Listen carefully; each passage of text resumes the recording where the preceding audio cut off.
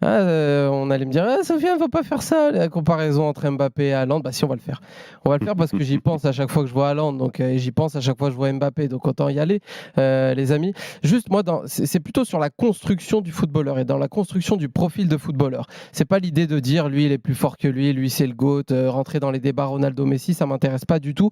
En revanche, je trouve ça super intéressant d'avoir des points de comparaison entre les 2, tout simplement parce que c'est des mecs de la même génération, c'est des mecs qui vont rythmer nos années football sur les 15 prochaines années. C'est des mecs qui poursuivent le même objectif, marquer l'histoire.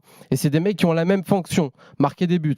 Même si, évidemment, c'est pas exactement le même profil. Mais je trouve ça intéressant d'avoir donc un point de comparaison entre les deux.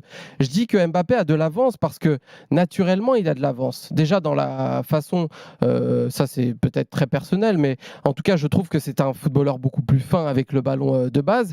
Mais c'est aussi un joueur qui a plus d'accomplissement, tout simplement parce que c'est un joueur qui est, je le répète, avant de le critiquer, exceptionnel, et qui a 2 ans d'avance en termes d'âge par rapport à Erling Haaland, qui est rentré sur le marché du football en avance. Donc c'est normal qu'il ait un petit avantage par rapport à Erling Haaland. Maintenant, je pense qu'il y a des ralentissements et des accélérations dans la construction d'un profil de footballeur. Et à mon sens, cette saison, Haaland a réduit son écart par rapport à Kylian Mbappé. Déjà dans la compréhension du jeu. Moi, je vois évidemment sur le début de saison, on avait énormément de doutes, mais sur les dernières semaines, je vois un Erling Haaland qui est dans la compréhension du jeu, qui est de plus en plus intéressant. Jeu dos au but, la finesse aussi dans les remises dos au but, le lien qu'il a avec ses coéquipiers, notamment avec Kevin De Bruyne qu'on a vu hier face à Arsenal. Et là où j'ai envie de le lier et d'avoir une critique par rapport à Kylian Mbappé, moi, c'est dans les courses en profondeur. Et je ne parle pas seulement des courses où le ballon va arriver, je parle surtout des courses où il sait que le ballon n'arrivera jamais. Mais ces courses sont très importantes.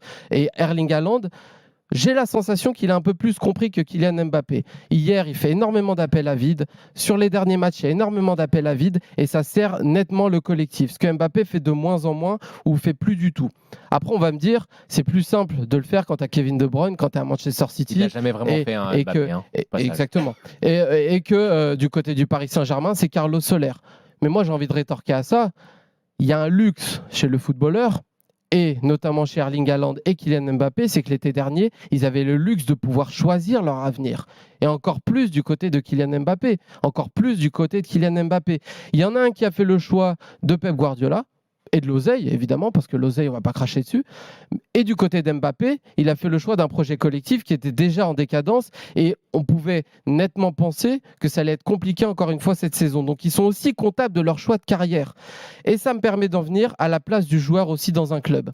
Manchester City, c'est Pep Guardiola, c'est pas Erling Haaland.